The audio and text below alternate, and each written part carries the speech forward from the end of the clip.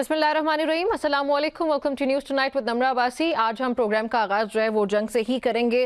ये तनाज़ा ख़ास तौर पे जो अमेरिका और ईरान का ये आज का नहीं है, ये कहानी दिहाइयों पर मुहित है। 1979 के ईरानी इनकलाब से लेकर 2015 के न्यूक्लियर मुआहदे और फिर उसके टूटने तक हर मरहले पर अमेरिका और ईरान के दरमियान जो ट्रस्ट है उसकी दीवार कभी मुकम्मल तौर पर परवान नहीं चढ़ी है। कभी मज़ाकरात जो है वो हुए, कभी पाबंदियां लगी और कभी जंग के साए हमें गहरे होते हुए नजर आ रहे हैं, जैसे कि अभी रिसेंटली हम देख फिर रहे हैं। अब 2026 में एक बार फिर से वही सवाल सामने है, क्या इस बार बातचीत वाकई किसी अंजाम तक पहुंचेगी या फिर तारीख खुद को एक बार फिर से दोहराएगी? आज की सूरत हाल ये कि बज़ाहिर जंग बंदी मौजूद है, सीज फायर चल रहा है जो कि कुछ ही घंटों में ख़त्म होने लगे, लेकिन एतमाद तकरीबन हमें कोई ऐसा पॉइंट आता है जहाँ पे ख़त्म होता नज़र आता है और कभी ऐसे लगता है कि ये एतमाद बहाल हो चुका है और दोनों फरीकें एक दूसरे पर ट्रस्ट करते हुए आगे बढ़ सकते हैं। ईरान पहले ही वाजे कर चुका है कि मौजूदा हालात में वो नए मुज़ाकरात के लिए तैयार नहीं। ये आज की खबर मैं आपसे शेयर कर रही हूँ, ख़ास तौर पर उस वक्त जब वो अमरीकी इक़दाम को जंग बंदी की खिलाफ वर्जी समझ रहा है। जो बहुत स्ट्रॉन्ग टर्म्स है उनका इस्तेमाल किया जा रहा है ईरान की तरफ से। यही वो बुनियादी मसला है, यानी कि ट्रस्ट डेफिसिट, जो कि हर मुज़ाकरात को सबसे पहले कमज़ोर कर देता है। अगर हम देखें कि असल जो लड़ाई है वो किन निकात पर चल रही है, तो चंद इंतहाई अहम और मुश्किल पॉइंट सामने आते हैं। सबसे बड़ा मसला ईरान का न्यूक्लियर प्रोग्राम है, जो कि बज़ाहिर बताया भी जाता है अमेरिका की तरफ से। अमेरिका चाहता है कि ईरान मुकम्मल तौर पर यूरेनियम इनरिच जो हुआ है उसको या तो ख़त्म कर दे या तो उसको मुंतकिल कर दिया जाए, या कम अज़ कम तवील अरसे के लिए जो इनरिचमेंट है उसको रोक दिया जाए ताकि न्यूक्लियर प्रोग्राम वो कामयाब ना हो सके ईरान का। जबकि ईरान इसे अपनी सॉवरेनिटी पे, अपनी खुद मुख्तारी और अपने हक के खिलाफ समझता है, क्योंकि ईरान का ये कहना है कि हम तो अपने सिविलियन पर्पसेस के लिए यूरेनियम इनरिचमेंट कर रहे हैं। ये वो नुक्ता है जहां पे समझौता सबसे मुश्किल लगता है, क्योंकि ये सिर्फ टेक्निकल नहीं बल्कि कौमी वकार का मसला भी बन जाता है ईरान की तरफ अगर मैं देखूं। दूसरा बड़ा मसला सैंक्शंस का है, जिनको ईरान बहुत बड़े अरसे से फेस करता भी आ रहा है। ईरान का मौक़िफ़ इस पे भी वाज़े है, पहले पाबंदियां ख़त्म हो फिर कोई रियायत दी जाए, जबकि अमेरिका चाहता है कि ईरान पहले इक़दामात करे। तो ये कौन पहले झुकेगा वाली सूरत हाल बन चुकी है, जो कि अक्सर मुज़ाकरात को डेडलॉक में डाल देती है। लेकिन फिर भी जो डेवलपमेंट्स हैं उनसे ये लगता भी है कि शायद ये मुज़ाकरात होने जा रहे हैं और इस्लामाबाद उनको होस्ट करेगा, क्योंकि इस वक्त जो डेलीगेशन है यूएस का, वो डोनाल्ड ट्रंप ने आपसे कुछ देर पहले कहा कि वो पाकिस्तान पहुँच जाएगा। अब तीसरे अहम नुक्ते की तरफ मैं आऊंगी। तीसरा अहम नुक्ता स्ट्रेट ऑफ हॉर्मुज़ है और जो नेवल ब्लॉकेट किया गया इस वक्त अमेरिका की तरफ से। ईरान इसे भी अपनी मईशत है उस पर हमला समझता है, जबकि अमेरिका इसे दबाव का जरिया बना रहा है। यही मसला इस वक्त मुज़ाकरात की राह में सबसे बड़ी रुकावट बन चुका है। चौथा मसला अमेरिका के बदलते हुए मुतालिबात और सख्त मौक़िफ़ है। ईरान ने आज भी ये इल्ज़ाम लगाया कि वाशिंगटन मुसलसल अपनी शराइत बदल रहा है, जिससे मुज़ाकरात गैर संजीदा दिखाई देते हैं। तो अब असल सवाल, क्या मुज़ाकरात होंगे और अगर होते हैं तो कामयाब होंगे या नहीं? हकीकत यह कि फौरी कामयाबी के इम्कानात हमें कम नज़र आते हैं, और उसकी वजह एक अगर मैं ये दूं कि दोनों फरीक ज़्यादा हासिल करना चाहते हैं, वो उनकी मैक्सिमल पोजीशंस जो हैं वो लिए हुए हैं, और इस वजह से ये लगता है कि मुज़ाकरात कामयाब नहीं भी हो सकते या एटलीस्ट कुछ पॉइंट्स माने जा सकते हैं। पर दूसरी तरफ ये दोनों फरीकें की ज़रूरत भी है कि वो मुज़ाकरात करें और एक दूसरे को सुने और अपनी सुनाएं भी, लेकिन कम जो है वो पॉइंट्स मानने के लिए कोई भी फरीक तैयार नज़र नहीं आता। ईरान अपने दिफाई और न्यूक्लियर हक पर समझौता नहीं करना चाहता, जबकि अमेरिका खित्ते में अपनी स्ट्रेटेजिक बरतरी छोड़ने के लिए तैयार नहीं है।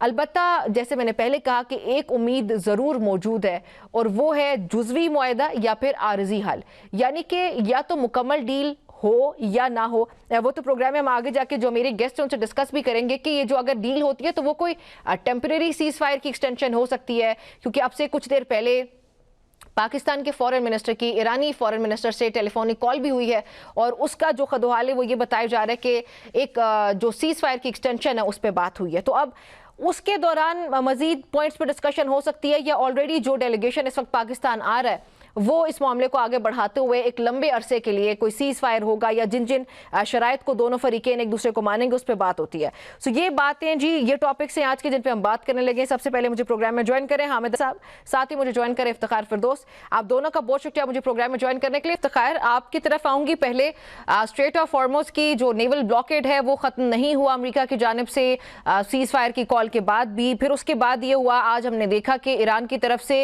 ये कहा गया कि हम इस्लामाबाद इस्लामाबाद टॉक्स के लिए नहीं आ रहे।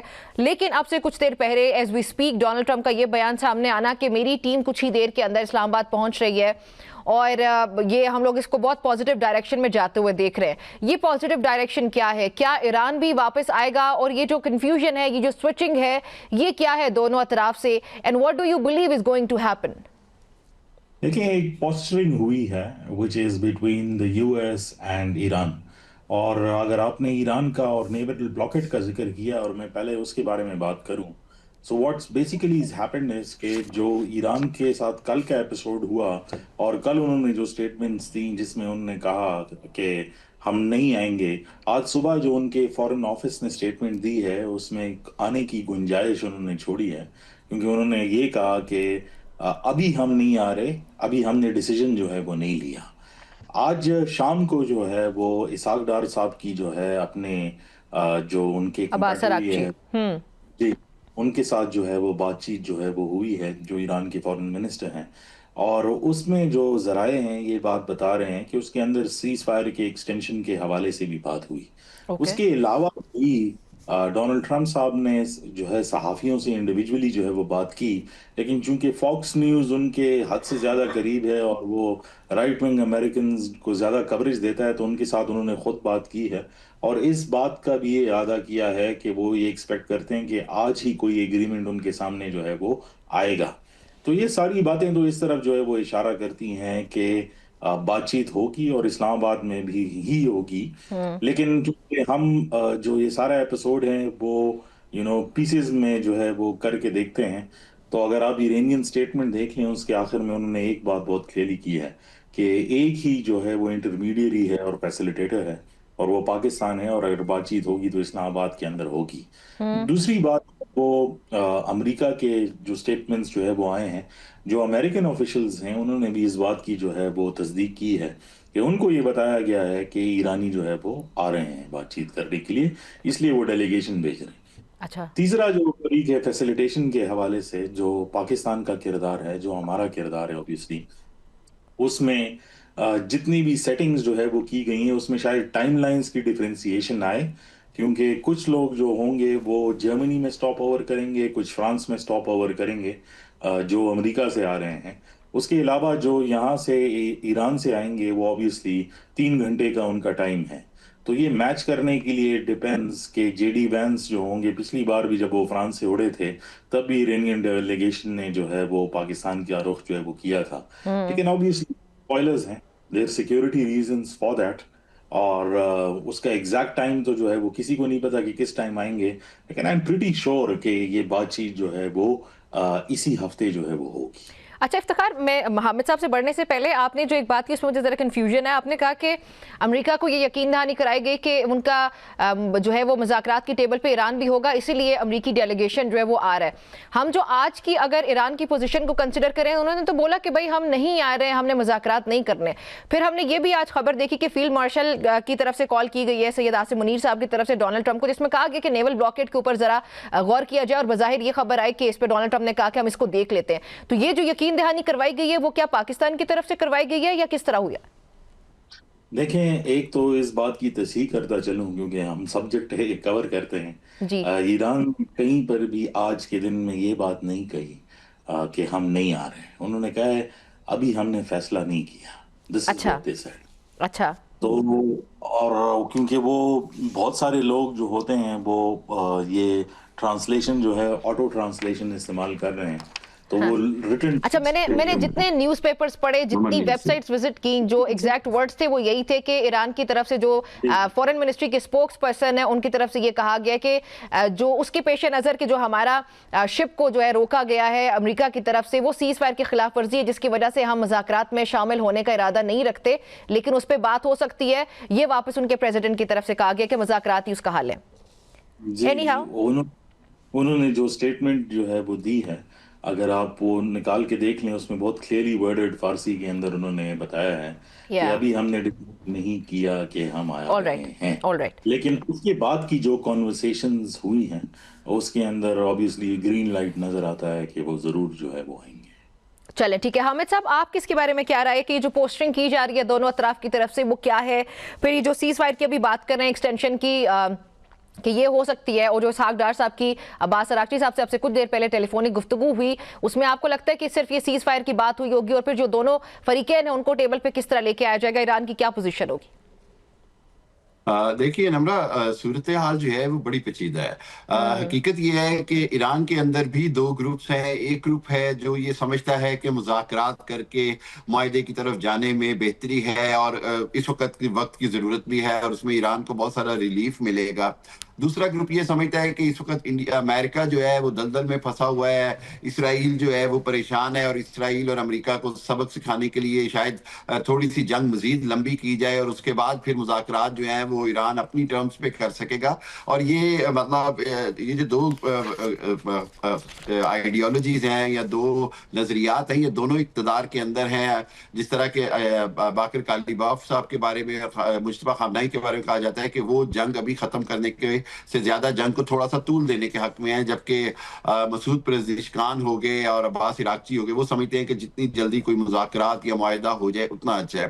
तो इस हवाले से ही इसीलिए CDF जो फील्ड मार्शल आसिम मुनीर साहब 3 दिन तेहरान में रहे ताकि वहां पर जो तहफ़्फ़ुज़ात हैं उनके वो दूर किए जाएं। अभी की सूरत हाल के अंदर भी वहां पर कन्फ्यूजन है और ये कोई नया नहीं है। कई बार ऐसे माजी में भी हुआ है कि ईरान के जो मुज़ाकरातकार हैं वो उन्होंने आखिरी मिनट में अपना प्लान चेंज किया, वो उस मुज़ाकरात में शामिल नहीं हुए। ये 2015 में भी होता रहा, उससे पहले भी हुआ। बुनियादी बात जो हमें अभी समझनी होगी वो ये कि सबसे इंपॉर्टेंट चीज ये है कि अगले 24 घंटों में सीज फायर खत्म हो रही है। वो जो 2 हफ्ते का सीज फायर था, मैं समझता हूं कि किसी भी किस्म के मुज़ाकरात का अभी कोई नतीजा नहीं निकल सकता 24 घंटों में। ये डोनाल्ड ट्रंप साहब की भी खाम ख्याली है और ये मैं समझता हूं कि हकीकत से बहुत दूर बात है। हकीकत ये है कि फौरी तौर पर 4 या 6 वीक की एक सीज फायर एक्सटेंशन होनी चाहिए और उसके बाद फिर एक विंडो मिल जाएगी, एक अपॉर्चुनिटी की कि मुज़ाकरात को किसी खत्मी नतीजे पर पहुंचाया जाए, क्योंकि मुज़ाकरात का ही वाहिद हल है। लेकिन अगर एक बार दोबारा जंग शुरू हो जाती है, दोबारा बमबारी शुरू हो जाती है, तो फिर जंग के हालात में बमबारी होते हुए किसी भी फरीक को मुज़ाकरात की टेबल पर लाना बहुत मुश्किल होता है। और एक चीज हमें समझनी होगी वो ये कि पाकिस्तान का रोल जो है वो पूरी दुनिया देख रही है, इंतहाई कुलीदी रोल है, इंतहाई सेंसिटिव है। पाकिस्तान पूरा जोर लगा रहा है, पाकिस्तान की कामयाबियां हैं। अभी तक सबसे ज्यादा मैं समझता हूँ पाकिस्तान को कामयाबी यही है कि पाकिस्तान दोनों के लिए काबिल कबूल है, दोनों पाकिस्तान पे ट्रस्ट कर रहे हैं, दोनों को पाकिस्तान कुछ ना कुछ अपनी बात मनवाने में कामयाब हो रहा है। जैसे कि फील्ड मार्शल साहब ने प्रेसिडेंट ट्रंप से कहा है कि जो नेवल ब्लॉकेड है उसको खत्म किया जाए, क्योंकि आपने हरमुज अगर ईरान खोल देता है और अमेरिका उसको ब्लॉक कर देता है तो फिर फायदा कुछ नहीं ना, बल्कि और ज्यादा सिचुएशन खराब हो जाती है। तो ये वो 3-4 पॉइंट्स हैं जिनको मेरा ख्याल है फौरी तौर पर इशू करना, रिजॉल्व करना पड़ेगा। और इसी मकसद अभी अगला जो दौर होगा वो बुनियादी तौर पर इन नुकात पे होगा कि ना सिर्फ जो रेड लाइंस या डेड लाइंस हैं उनको दोबारा से रिविजिट किया जाए, उसमें गुंजाइश पैदा की जाए, चाहे वो ईरान के एटमी प्रोग्राम के हवाले से हो, चाहे वो ईरान पर पाबंदियों के हवाले से हो, चाहे वो जंग बंदी के हवाले से हो, ईरान को तावान देने के हवाले से हो, या चाहे वो आपने हरमुज पर कंट्रोल के हवाले से हो। लेकिन इस सब के लिए एक नम्रा एक टाइम की विंडो चाहिए और उस टाइम के लिए सबसे पहले सीज फायर की एक्सटेंशन चाहिए। और सीज फायर अगर आगे चला जाता है तो मैं समझता हूँ कि सूरत बेहतर होगी। ये सीज फायर की एक्सटेंशन आपने बहुत इंपॉर्टेंट पॉइंट रेज किया इफ्तिखार। जब मैं बैठ के सोचती हूँ तो मेरे जहन में एक मिनट के लिए ये ख्याल भी आता है कि ये जो दोनों फरीकें हैं, ईरान और अमेरिका, इनकी तो एक बहुत बड़ी हिस्ट्री है और जो हिस्ट्री है वो कोई अच्छी हमें दिखाई नहीं देती है। ईरान के एंड पे वो सैंक्शंस और वो क्या क्या जंगें ना लड़ने का आदी हो चुका हुआ है। अब दूसरी तरफ अमेरिका का भी एक पूरा जो, अगर उस हिस्ट्री की सिर्फ हम बात करें तो अब की बार जो सेकंड राउंड होने जा रहा है उसमें आपको क्या लगता है, keeping that history in head, कि कुछ बहुत लॉन्ग टर्म का सीज फायर हो सकता है, या लॉन्ग टर्म की जो शराइत अमेरिका और ईरान दोनों ने रखी है अपनी बात जो है वो सुनवाएंगे, दूसरे की सुनेंगे, या फिर ये जो वक्ती एक सीज फायर की एक्सटेंशन की बात है तो राउंड 2 के अंदर क्या होता हुआ नजर आ रहा है आपको? देखिए निम्रा, जो इस टाइम पर फ्रेमवर्क बनाया गया है उसके हवाले से तो मैं आपको बता सकता हूँ, और वो पॉसिबल फ्रेमवर्क है, क्योंकि जब फरीकेन आपस में बैठते हैं तो फैसिलिटेशन जो करने वाला है वो उनकी माँ पर चलता है, and they try to broker the deal, जिस तरह हम कोशिश जो है वो कर रहे हैं। फिलहाल जो सोच है वो ये है कि एक एक ऐसा फ्रेमवर्क बनाया जाए जिसमें बातचीत का एक अंदिया दिया जाए कि इतनी मुद्दत के अंदर ये बात होगी। उसके लिए जो एक ड्राफ्ट बनाया गया है उसके अंदर ये बात की गई कि जो 4 पॉइंट्स थे जिसके अंदर स्ट्रेट ऑफ हॉर्मुज का खोलना, ईरान के न्यूक्लियर यूरेनियम की जो डिप्लीशन है वो करना, तीसरा जो है वो लेबनान समेत बाकी जगहों पर सीज फायर करना, और चौथा जो है वो उनके एसेट्स अनफ्रीज करना। ये चार ऐसे पॉइंट्स हैं जिनके ऊपर जो है ये प्री रेक्विजिट्स हैं आगे डील के लिए।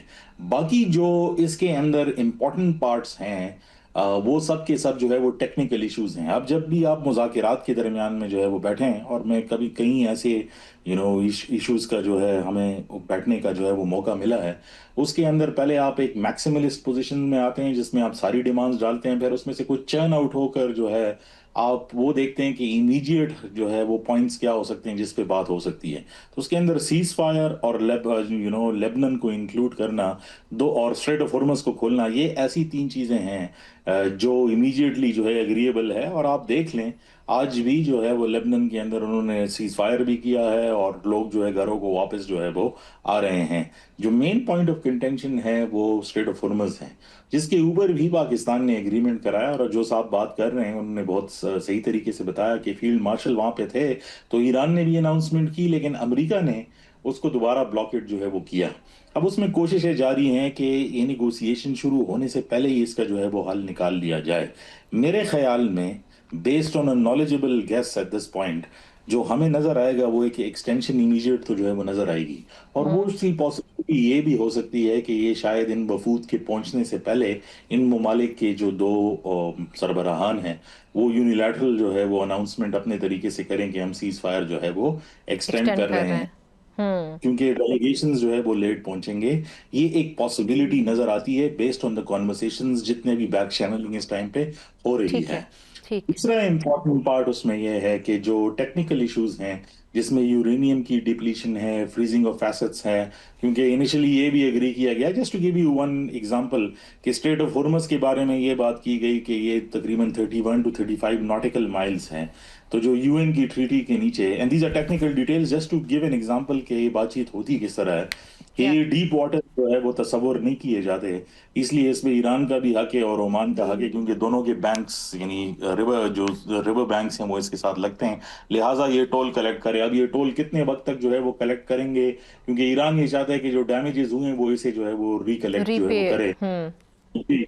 अब ये टेक्निकल इशू है, कितने वक्त तक एग्रीमेंट होती है नहीं होती, अमेरिका खुद इसको जो है वो पैसे जो है वो देगा, these are things that will be discussed. उसके लिए एक 60 दिन का जो है वो टाइम दिया गया है, but this is a proposal. Actually बैठकर जो है बात किस चीज पर होती है, जो अमेरिका की तरफ से बयानात आ रहे हैं उसमें तो डोनाल्ड ट्रंप साहब ने साफ कहा है कि अगर इसमें कोई बात हो चीत आगे चली जाती है और कोई सिग्नेचर का काम होगा तो मैं खुद आता हूँ ये करने के लिए। बिल्कुल।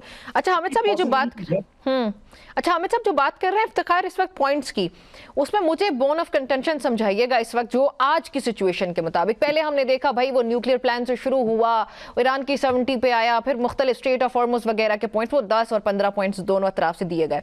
सर अब की बार हमें लग रहा है यूरेनियम इनरिचमेंट और दूसरा लेबनान वाला जो मामला है, यूरेनियम इनरिचमेंट की जो बात हो रही है, जो इनरिच यूरेनियम की ट्रांसफर की जो बात हो रही है, उस पे ईरान कहते हैं कि हमारी ऐसी किसी से कोई बातचीत नहीं हुई है, और ये इवन हुकाम की तरफ से ये इंप्रेशन देने की भी कोशिश की गई कि हमारे लिए वो इतना मुकद्दस है जैसे ईरान की सरजमीन हमारे लिए जितनी मुकद्दस है। तो सर इसमें क्या ये पॉइंट है जहां पे जाके ये फरीकैन फंस सकते हैं, या लेबनान वाला मामला, या आपके नजदीक कोई और मामला भी है? देखिए, बिलाशुबा यूरेनियम एनरिचमेंट बहुत बड़ा मामला बन गया है। उसमें सबसे अहम बात यह कि जब तक ओमान में मुज़ाकरात हो रहे थे ये जंग शुरू होने से पहले तक, तो उसके अंदर जिस पे अमेरिका की डिमांड थी या जिस पे अमेरिका राजी हो गया था वो ये था कि जी ईरान जो है वो अपनी एनरिचमेंट को 20% से नीचे ले जाएगा, लेकिन एनरिचमेंट वो करेगा। और सबसे बड़ी बात यह कि IAEA की अंडर ऑब्जर्वेशन करेगा, और उसके साथ साथ उसके अंदर रशिया और जो चाइना है वो एक तरह से उसको मॉनिटर करेंगे या गारंटी कर देंगे। और जो ईरान का जो एटमी प्रोग्राम है वो ये नहीं है कि उसको बिल्कुल खत्म कर दिया जाएगा और फैसिलिटीज को बिल्कुल शट डाउन कर दिया जाएगा। तो ये तो ईरान का मौकफ ये है कि आप जिस मौकफ पर अमान में राजी हो गए थे, आज ईरान ये यकीन रखता है और पूरी दुनिया देखा कि हम ईरान जंग जीत चुका है, और उसके बावजूद अब उससे डिमांड जो की जा रही है वो उससे बहुत आगे की जा रही है, जो अमान में अमेरिका एग्री कर चुका था। एक चीज। दूसरी बात यह है कि लेबनान के हवाले से देखिए, उन्होंने 35 मुरब्बा किलोमीटर का जो एक पूरी पट्टी है जनूबी लबनान की, ब्रिज से लेके आगे तक, उस पर कब्जा कर लिया और वो इसराइल उसको अपने नक्शे में अब दिखाना शुरू हो गया है। कल जो लेटेस्ट मैप उसने इशू किया है उसके अंदर उसको अपने मैप में शामिल कर रहा है कि अब ये जनूबी लबनान का हिस्सा नहीं रहेगा। ये एक बहुत बड़ी बोन ऑफ कंटेंशन है। 2 मिलियन से ज्यादा लोगों को रीलोकेट होना पड़ रहा है और वो जनूबी लबनान के रास्ते जो है वो सारा हिजबुल्लाह का कंट्रोल उनके पास चला जाएगा। तो हिजबुल्लाह और ईरान इस पे भी राजी नहीं हो सकते कि जी जियोग्राफी जो है वो इसराइल की चेंज हो और जंग भी ईरान कहे जी कि हम हारे हैं या जीते हैं। तो ये तो फिर जिसकी जियोग्राफी बेहतर होगी वो तो कहेगा जी मैं जंग जीत गया हूं। इस हवाले से भी ईरान नहीं एग्री कर सकता। तीसरी बात जो है वो अगर आप मुझसे पूछे बोना कंटेंशन, तो एक ट्रंप साहब के अपना सोशल मीडिया भी है, बदकिस्मती से उनका एक ही बयान के अंदर एक ही उसके अंदर धमकी भी होती है, उम्मीद भी होती है और साथ ही उसके बाद उनका जो कंफ्यूजन होती है कि इसके अंदर वो क्या मुज़ाकरात से ही कामयाबी देख रहे हैं या फिर दोबारा से ईरान को वो तबाह करने की बात कर रहे हैं। So that is the point. और उसकी वजह आप भी जानती हैं कि वो है मेन स्पॉइलर इसराइल, जिसको वो नाराज भी नहीं कर सकते और खुश भी नहीं कर सकते, क्योंकि उसकी खुशी तो ये है कि जंग जारी रहे, जंग बढ़े, खित्ते में तबाही हो, अरब ममालिक उसकी लपेट में आए, ईरान अरब ममालिक आपस में आमने सामने आए और ये तमाशा देखें। This is what Israel wants. लेकिन on the other hand America का बड़ा लॉस हो चुका है। पूरा यूरोप, पूरी दुनिया चीख रही है कि जंग बंद होनी चाहिए। अमेरिका के लिए उसको भी देखना है, अमेरिकन पब्लिक चाह रही है कि जंग बंद हो, क्योंकि वो बिलीव करते हैं कि ये इसराइल की जंग है, अमेरिका की जंग ही नहीं है। अब इस सूरत हाल के अंदर जो सदर ट्रंप का जो वो ट्वीट या वो जो सोशल मीडिया ट्रुथ के ऊपर जो कुछ आता है वो इतना मुबहम, इतना तजादात से भरा हुआ होता है कि उसके वो ईरान की जो पब्लिक है या ईरान के अंदर जो सेंटिमेंट्स हैं वो उसके खिलाफ जाते हैं कि जी ये मुज़ाकरात चाहते भी हैं या वही धोखा देंगे जो अमान में दिया गया, जेनेवा में किया गया माजी में या दोहा में हुआ।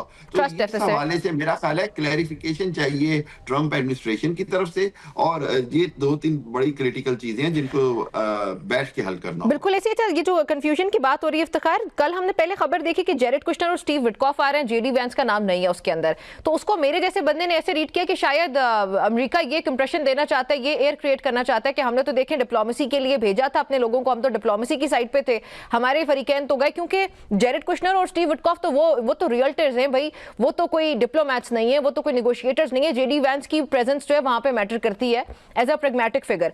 आज हमने देखा कि जेडी वैंस भी आ रहे हैं पाकिस्तान, तो उसके बाद मेरे जैसे बंदे ने फिर दोबारा उसको रीड करने की कोशिश की कि मे बी अमेरिका उसके मामले में संजीदा है और ये एक प्रैग्मेटिक फिगर की उसके अंदर प्रेजेंस होना इस बात को जाहिर करता है कि शायद कहीं ना कहीं पे मुज़ाकरात कामयाब होंगे। वेयर एम आई लैकिंग और am I not lacking anywhere? देखें Nimra, nobody is lacking anyway, it's just कि कम्युनिकेशन मॉडल्स हैं क्या। एंड आई थिंक इसमें जो सबसे इम्पोर्टेंट पार्ट है वो ये है कि जो करंट यूएस एडमिनिस्ट्रेशन है वो बाकी यूएस एडमिनिस्ट्रेशंस की तरह नहीं है, तो उनकी मैसेजिंग जो है वो हमेशा मिक्स होती है। इट्स नॉट क्लैरिटी, उसमें क्लैरिटी इस तरह नहीं है जिस तरह जो है वो आप फरमा रही हैं कि एक वक्त में वो एक बात करते हैं, दूसरे टाइम पे दूसरी बात करते हैं। दैट्स क्योंकि ईरान के साथ जिनके साथ वो इंगेजमेंट कर भी रहे हैं उनकी सिचुएशन ऑलमोस्ट सिमिलर है। 5 उनके डिफरेंट जो है वो मीडिया आउटलेट्स हैं, 3 आईआरजीसी के साथ हैं और 2 गवर्नमेंट के साथ हैं। और जो आईआरजीसी वाले चैनल्स हैं वो मिलिट्री सेंटिमेंट जो है वो पोर्ट्रे करते हैं, जो इरना है और उनके साथ जो बाकी प्रेस टीवी है वगैरह वो पब्लिक जो है परसेप्शन यानी जो डिप्लोमेटिक पार्ट है वो कर सकते हैं। मैं ये नहीं मानता ये परसेप्शन, और ये एक वेस्टर्न क्रिएटेड परसेप्शन है, क्योंकि तकरीबन 17 साल से मैं ईरान जो है वो कवर कर रहा हूँ कि ईरान के अंदर जो है ये स्किज्म है। ये इंडिविजुअल लेवल पर तो आईआरजीसी के अंदर हो सकता है, लेकिन they would want this perception to prevail कि हमारे अंदर जो है कोई डिफरेंसेस हैं। ये इंडिविजुअल लेवल हो सकते हैं, सिस्टमिक नहीं है। So they also try to take advantage of that. ये हो नहीं सकता कि अब्बास अरगची साहब ने अगर ट्वीट किया और तस्नीम उस पर क्रिटिसिज्म जो है वो कर रही है, तो उसका एक मेन रीजन यही है कि वो उन्होंने बगैर पूछे कभी भी जो है ट्वीट नहीं किया होगा। और लेकिन उस तरफ से जो डोनाल्ड ट्रंप साहब का जो जवाब आया और फिर अमेरिका ने जो है वो स्ट्रेट ऑफ हॉर्मज़ खोला नहीं, तो फिर जो है वो मिलिट्री पार्ट एक्टिवेट हो गया और उन्होंने उनको क्रिटिसाइज करना जो है वो शुरू किया। तो ये गुड कॉप और बैड कॉप वाली जो स्ट्रेटेजिक मैसेजिंग है ये चलती रहती है, और हम इस पे किसी दिन डिटेल में बात कर सकते हैं कि प्रोपेगेंडा, वॉरफेयर और मिक्स मैसेजिंग जो है वो स्ट्रेटेजिक कम्युनिकेशन के अंदर कैसे जो है वो काम करती है। लेकिन फरीक जो है वो सिर्फ और सिर्फ जो है वो ईरान और यूएस नहीं है, उसके अंदर एक और फरीक भी है और वो इसराइल है। और जब ये इंप्रेशन दिया जाता है कि जारेड कुशनर या विटकॉफ आ रहे हैं, तो ये एक क्लियर पैटर्न है कि जब भी क्रिटिसिज्म जो है वो आती है तो इस डेलीगेशन के ऊपर, ईरानियों की साइड पर, तो वो ये समझते हैं कि ठीक। कुशनर जो है वो सिर्फ और सिर्फ इसराइल को जो है वो रिप्रेजेंट करते हैं। जब जेडी वैंस नहीं था, या it was a clear thing कि ये इस बात को आगे नहीं ले जाया जाएगा। जी बिल्कुल, लेकिन आई यहाँ पे ये थिंक मुज़ाकरात खत्म हो जाएंगे। जी। बिल्कुल ऐसे उसे मैंने कहा ना कि मुझे भी एकदम से इंप्रेशन आया कि शायद इस पे अमेरिका जो है वो संजीदा नहीं है, लेकिन आज जेडी वैंस का नाम देख के फिर से उम्मीद जो है वो बदल गई कि नहीं, अब तो लगता है कि अमेरिका चाहता है कि मुज़ाकरात कामयाब हो। यानी कि ये जो आप बात करें मिक्स्ड मैसेजिंग की, आप देखेंगे कितना इम्पैक्टफुल होता है कि जो बयानात आते हैं या जो इंप्रेशन दिया जाने की कोशिश की जाती है फरीकैन की तरफ से, वो किस तरह से एक सेकंड के अंदर पूरी दुनिया की हवा बदली जाती है। And this is how I think they play with their minds. बहुत शुक्रिया इफ्तिखार फिरदौस साहब आपका मुझे, और हामिद अल मशरिकी साहब आपका भी बहुत शुक्रिया। नाज़रीन एक ब्रेक लेते हैं, जल्दी से वापस आते हैं।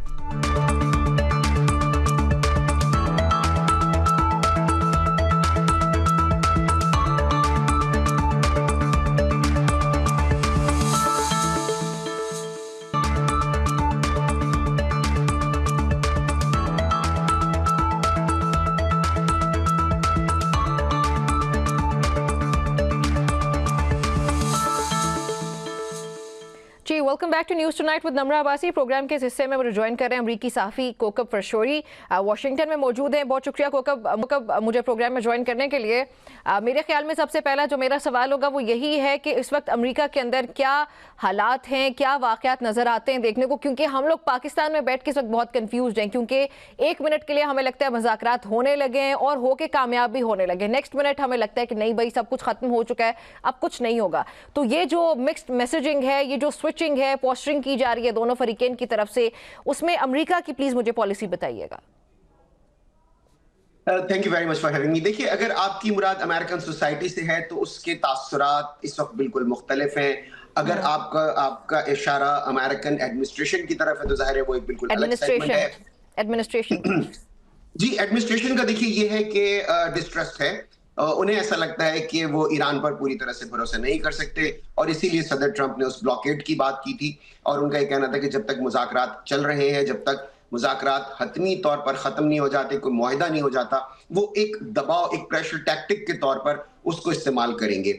और जाहिर है चूंकि वो सरबराह हैं, एडमिनिस्ट्रेशन के, इंतजामिया के सरबराह हैं, एग्जीक्यूटिव ब्रांच जो अमेरिकन गवर्नमेंट की है उसके वो सरबराह हैं, तो जो फैसला वो करते हैं वही हतमी होता है। और इसीलिए उनकी जो पूरी इंतजामिया है, चाहे वो स्टेट डिपार्टमेंट हो, चाहे वो डिपार्टमेंट ऑफ डिफेंस हो जिसे क्या वॉर कहा जाता है, वो सब के सब सदर के साथ हैं। और फिर इसमें एक और बहुत अहम महकमा है जिसके बारे में शायद बहुत कम लोग जानते हो, और वह है ट्रेजरी डिपार्टमेंट। उसका बरह रास्त ताल्लुक उन चीजों से है जो ईरान पर सैंक्शंस के मामलात हैं। तो वो सब इन सिंक हैं प्रेसिडेंट ट्रंप के साथ। बज़ाहिर जाहिर है अंदरूनी खाने इख्तलाफात तो होते होंगे, कुछ डिसएग्रीमेंट्स होते होंगे, लेकिन इस वक्त वो सब इस बात पे इन सिंक हैं कि सदर ट्रंप इस पॉलिसी को जिस तरह आगे लेके चल रहे हैं वो उससे मुत्तफिक है और मुतमईन है। ठीक है, आपने एडमिनिस्ट्रेशन को तो बता दिया, but it is very important to mention people as well. तो अमरीकी अवाम के बारे में भी आप बेहतर जानते हैं, इस वक्त आप अमेरिका में ही मौजूद हैं, उनको स्टडी भी करते हैं, रीड भी करते हैं, जो कुछ मैसेजिंग उनको भी होती है।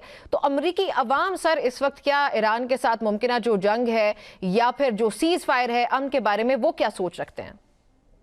देखिए, बहुत बहुत ज्यादा तादाद में तो ऐसे लोग हैं जिनको पूरी तरह से इस मामले का फहम और इदराक भी नहीं है, क्योंकि अमेरिकन बहुत ज्यादा इस मामले में, मतलब फॉरेन पॉलिसी में जितनी ज्यादा दिलचस्पी पाकिस्तान में ली जाती है उतनी अमेरिका में उससे बहुत कम ली जाती है। उनको इस वक्त इस जंग से जो एक वाहिद उनकी दिलचस्पी है वो ये है पेट्रोल प्राइसेस, यहाँ पे उसको गैस कहते हैं, बहुत ज्यादा बढ़ गई हैं जब से ये जंग शुरू हुई उसके बाद से। यानी पिछले साल इसी वक्त जो पेट्रोल की प्राइस थी, यहाँ पे गैलन में मिलता है पेट्रोल, उससे तकरीबन $1.5 से $2 ज्यादा मिल रहा है, जो कि अमेरिकन के लिए बहुत बड़ी बात है। क्योंकि जिस पूरी दुनिया में जहां भी आप देखें, जब पेट्रोल और डीजल की प्राइसेस बढ़ती हैं तो हर चीज की कीमतें बढ़ जाती हैं। तो उनका जो, अगर आप कहिए कि दिलचस्पी का महवर है, वो सिर्फ ये है कि किसी तरह से पेट्रोल प्राइसेस कम हो जाए। जंग उनके लिए बहुत ज्यादा सेकेंडरी चीज है। और फिर जाहिर है एक और पहलू है स्टॉक मार्केट का, बहुत सारे लोग स्टॉक्स में इन्वेस्ट करते हैं, तो वो लोग चाहते हैं कि जल्द से जल्द इसका कोई इस तरह से तस्फिया हो जाए कि उनको जो गैस पंप्स पे जो उनको उनकी पॉकेट बुक हर्ट हो रही है वो बंद हो जाए, पेट्रोल की कीमतें नीचे आ जाए, स्टॉक मार्केट स्टेबल हो जाए। वो उनकी दिलचस्पी इस हद तक है। नजरियाती तौर पर वो ईरान के बारे में क्या सोचते हैं, अमेरिका की पॉलिसी के बारे में क्या सोचते हैं, बहुत कम लोग इस पर इसमें ज्यादा दिलचस्पी जाहिर यानी कि लोगों के जो राय है या जो वो चाहते हैं वो ये कि भाई हमारी जिंदगी जो है उसमें सुकून ले आओ, बाकी हमें कोई परवाह नहीं है कि आप जंग शुरू करते हो खत्म करते हो। तो फिर क्या ट्रंप इंतजामिया इस सब को सामने रखते हुए वाकई डील चाहती है या सिर्फ ईरान को स्ट्रेटेजिकली प्रेशराइज करने के लिए जो है वो तमाम तर मुख्तलिफ टैक्टिक्स इस्तेमाल किए जाते हैं जिसमें हम मुख्तलिफ बयानात का होना ऑन डेली बेसिस देख रहे हैं?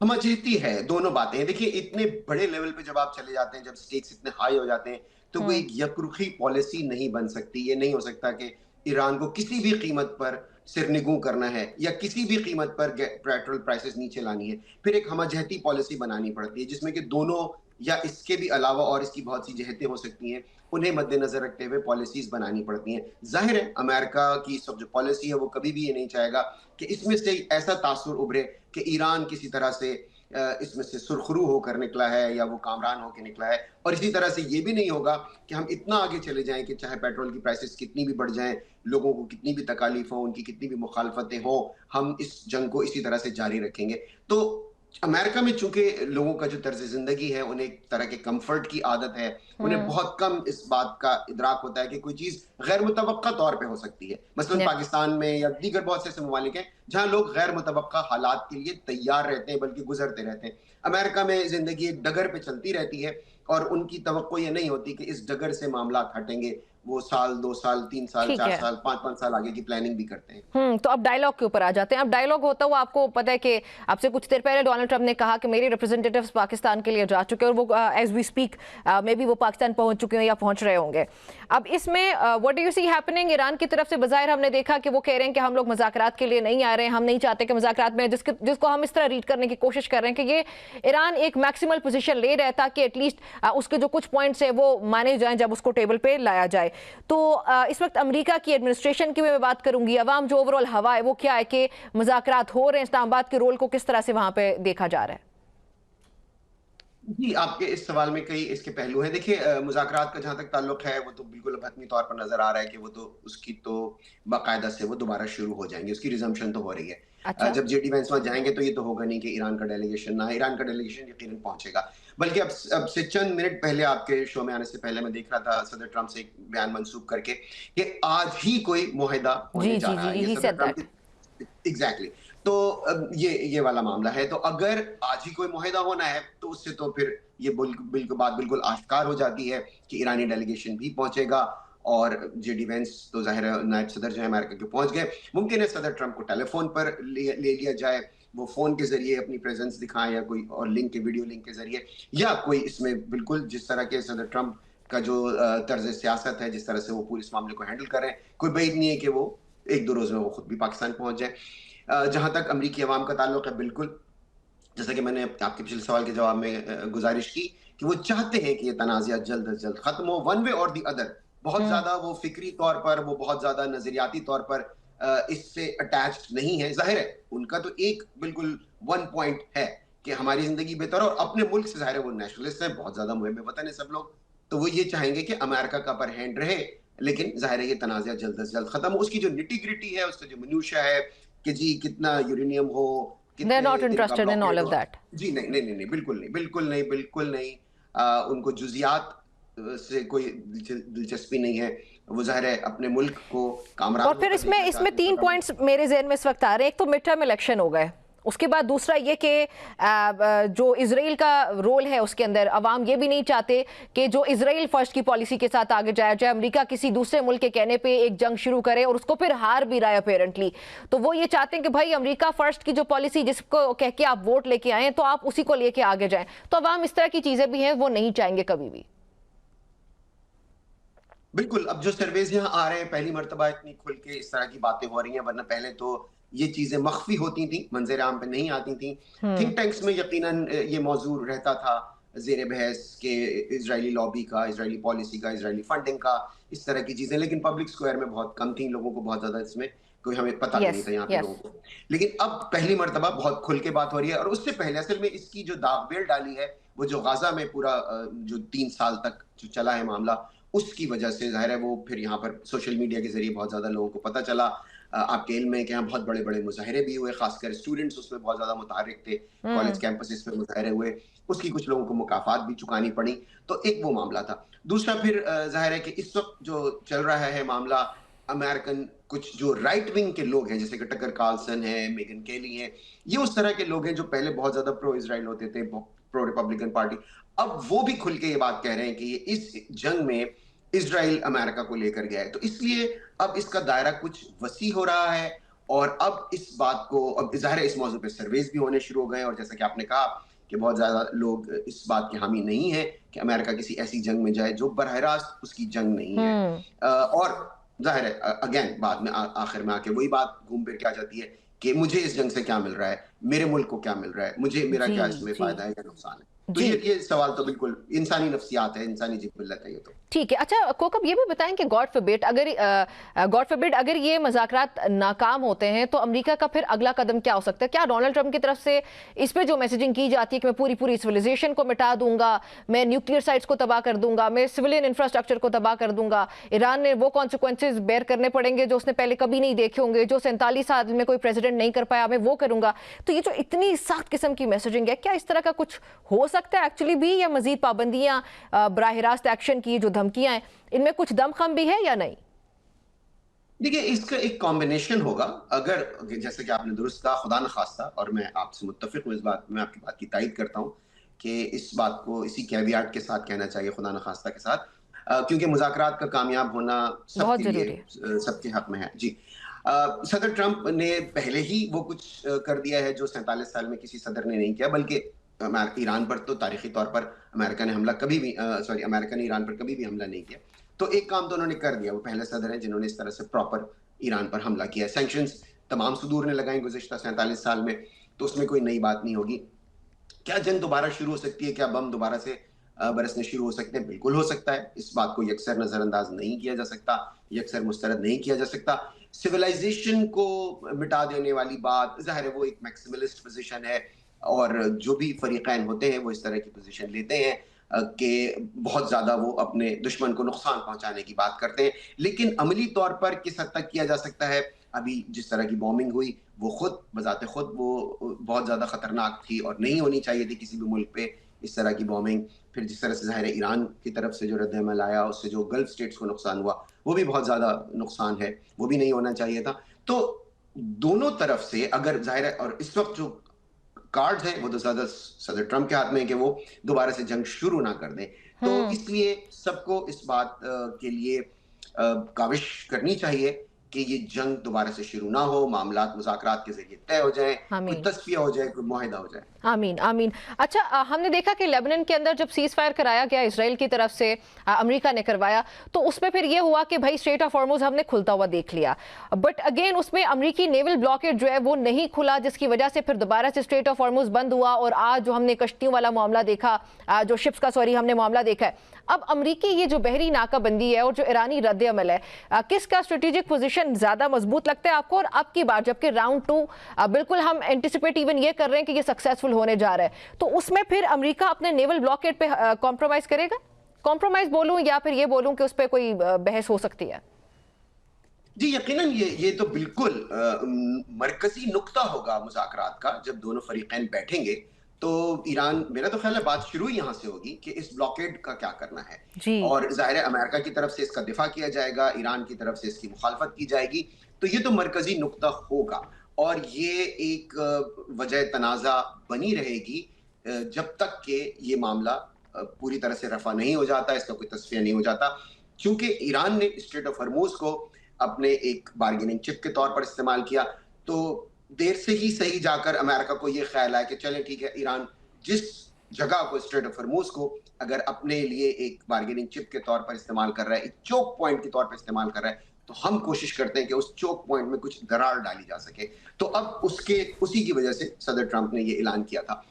क्या ये सदर ट्रंप का ये इक़दाम मुज़ाकरात की कामयाबी या नाकामी में कोई किरदार अदा करेगा? एब्सोल्युटली, क्योंकि जाहिर है ये अब ईरान के लिए उसी तरह का पॉइंट बन गया है जैसे कि अमेरिका के लिए बन गया था जब ईरान ने आबना हॉर्मुज को बंद किया था। बाकी तमाम बातें पस मंजर में चली गई थी और आबना हॉर्मुज जो है मरकजी नुक्ता बन गया था तनाज़े का। इसी तरह से अब जो अमेरिकन ब्लॉकेड है वो मरकजी नुक्ता बन गया। अब आप देखिए कि तमाम तर जो गुफ्तगू का महवर है वो बन गया, तो यकीनन अब आप कह सकते हैं कि the tables have been turned, मतलब अब ईरान के लिए वो नंबर 1 एजेंडे पे होगा वो पॉइंट। बाकी चीजें भी बहुत ज्यादा अहम है, वो हरगिज़ चले वो कहीं फिर नहीं ईरान जानी। की तरफ से तो हो सकता है ना नेवल ब्लॉकेड, वो आप जो कह रहे हैं पहला पॉइंट ये हो सकता है कि भाई नेवल ब्लॉकेड जो है उसका क्या करना है उसके बारे में बात करें, लेकिन अमेरिका की तरफ से यूरेनियम एनरिचमेंट के बारे में मुझे बताइएगा। जो एनरिच्ड यूरेनियम है उसकी ट्रांसफर को लेकर ये बहुत बहस है, जिसपे ईरान का मौकिफ बिल्कुल क्लियर है कि हमने कोई इस तरह की बातचीत नहीं की है, कोई इस तरह की नेगोशिएशन नहीं हुई है और ये ऑन टेबल नहीं है, क्योंकि ईरान अपना सेफ गार्ड करना जानता है। जो उसके स्टेक्स है उनको खासतौर पर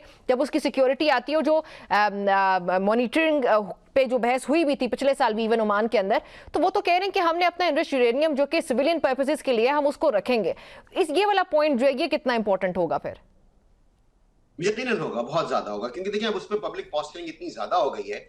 ये इस तरह के मामलात उमूमी तौर पे मख्फी होने चाहिए।